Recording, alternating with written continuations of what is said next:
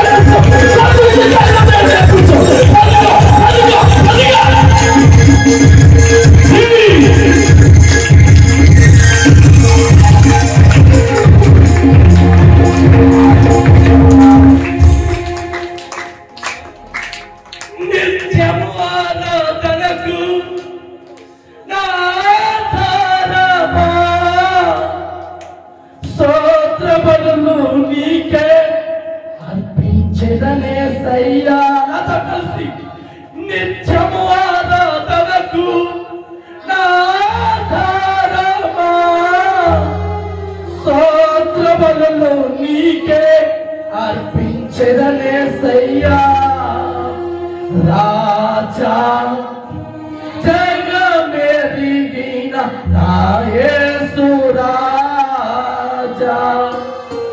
రాగాలలో అనురాగాలు కురిపించిన మన బంధము అనుబంధము, మన బంధము అనుబంధము విడదీయగలరా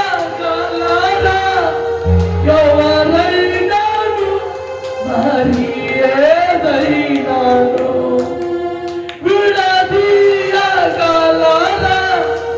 ఎవరైనాను మరి ఏదైనాను.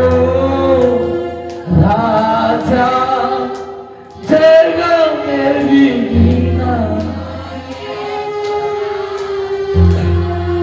నిజమే ప్రియమైన సహోదరి సహోదరుడు, వాక్యం సెలవిచ్చినట్టుగా దేవా నేను నీకు భయపడడం నేర్చుకుంటాను.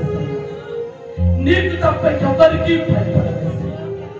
యేసయ్యా ఇంతవరకు సాతానుకు భయపడ్డాను, ఇంతవరకు శ్రమలకు భయపడ్డాను, ఇంతవరకు శోధనలకు భయపడ్డాను, ఇంతవరకు వారు వీరు వచ్చి భయపడించిన మాటలకు భయపడ్డాను. కానీ నీకు భయపడడం లేదయ్యా. ఈ రోజు నుంచి నీకు భయపడతానేసయ్యా. రెండవ మాటగా నేను ఇంతవరకు మంచి పనులేదు శ్రద్ధగా పెట్టాడే కానీ అధిపతులకు అధికారులకు లోబడడం అనేది నాకు తెలియదేసయ్యా. మనస్ఫూర్తిగా ఒకరికి సహాయం చేయాలనేది తెలియదేసయ్యా. ఒకరిని దూషించు, ఒకరితో గొడవ పెట్టుకొని జగడమాడుతూ నా కుటుంబంలో సమాధానం లేక శాంతి లేక నిలబడిపోయాను. ఈరోజు అందరితో సఖ్యముగా సమాధానముగా ఉంటాను. ఈ మంచి పని నేను శ్రద్ధగా నేర్చుకుంటాను. ఇంకెవరితో నేను దూషించాను.